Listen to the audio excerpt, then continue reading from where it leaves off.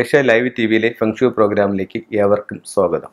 ഒരുപാട് ആൾക്കാർ വിളിച്ചിട്ട് പറയുന്ന ഒരു പ്രധാന കാര്യമാണ്, സാറേ പല എമൗണ്ട് വലുതുമുണ്ട് ചെറുതുമുണ്ട്, 50 ലക്ഷത്തിൻ്റെ ഉണ്ട്, 2 ലക്ഷത്തിൻ്റെ ഉണ്ട്, 50,000-ൻ്റെ ഉണ്ട്.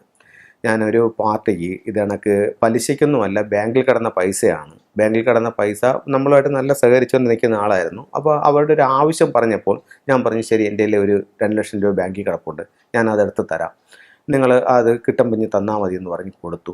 ഇവർക്ക് മറ്റേ കിട്ടുമെന്ന് പറഞ്ഞ പൈസ കിട്ടി, എന്നിട്ട് ഇവരുടെ പൈസ കൊടുത്തില്ല. ഇന്നിപ്പോൾ ഇവരുടെ മകളുടെ ഒരു ആവശ്യം വന്ന് ചോദിച്ചപ്പോഴും ഇവർ ഈ പൈസ കൊടുക്കുന്നില്ല. അപ്പം ഇത്തരത്തിൽ ഒരുപാട്, ഇത് ഞാൻ പറഞ്ഞൊരു ചെറിയ എമൗണ്ടും വലിയ എമൗണ്ടും ഒരുപാട് കേസുകൾ നമ്മളടുത്ത് വന്നിട്ടുണ്ട്. അപ്പോൾ ഇത്തരത്തിൽ എന്താണ് സംഭവിക്കുന്നത്? പറഞ്ഞാൽ നമ്മുടെ വീടിൻ്റെ വാസ്തുപരമായിട്ടുള്ള കാര്യങ്ങൾ കൊണ്ടും ഇത്തരത്തിൽ സംഭവിക്കാം. വാസ്തുപരമായിട്ട് എന്തുകൊണ്ട് സംഭവിക്കാമെന്ന് വെച്ച് കഴിഞ്ഞാൽ, നമ്മുടെ വീടിൻ്റെ ഓരോ ദിക്കിലും ഓരോ നക്ഷത്രങ്ങളുണ്ട്.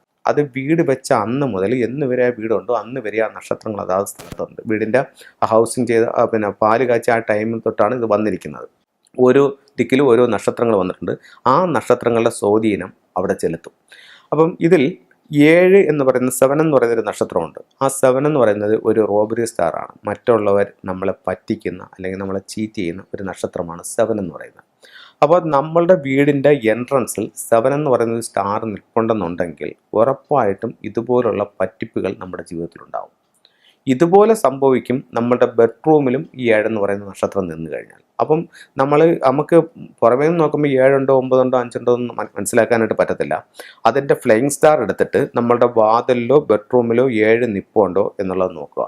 7 നിൽപ്പുണ്ടെന്നുണ്ടെങ്കിൽ 7 എന്ന് പറയുന്ന എലമെൻറ്റ് ഏതാണെന്ന് മനസ്സിലാക്കിയിട്ട് അതിന് ക്യൂറ് ചെയ്യുമ്പോഴത്തേക്ക് 7ൻ്റെ ശക്തി ക്ഷയിക്കുകയും നമ്മളുടെ നഷ്ടങ്ങൾക്ക് തിരിച്ചു കിട്ടാനുള്ളൊരു അവസരങ്ങൾ ഉണ്ടാവുകയും ചെയ്യും. അതിനോടൊപ്പം നമുക്ക് ഉപയോഗിക്കാവുന്ന ഒരു ടൂളാണ് ബ്ലൂ റൈനോ എലിഫൻ്റ് എന്ന് പറഞ്ഞിട്ടൊരു ടൂൾസ് ഉപയോഗിക്കാം. അത് ഉപയോഗിക്കുന്നത് നമുക്ക് ഈ പൈസ നഷ്ടപ്പെട്ടു പോകാതിരിക്കാനും കൊടുത്ത പൈസ തിരിച്ചു കിട്ടാനും ഒക്കെ ഈ ബ്ലൂ റൈനോ എലിഫൻ്റ് വളരെ നല്ല ടൂളാണ്. പിന്നെ ഇത് വീടിൻ്റെ ഫ്ലൈയിങ് സ്റ്റാർ അനുസരിച്ചിട്ട് ഓരോ ദിക്കിലും വന്നിരിക്കുന്ന നക്ഷത്രമാണ്. അത് വർഷാവർഷം മാറുന്നതൊന്നുമല്ല.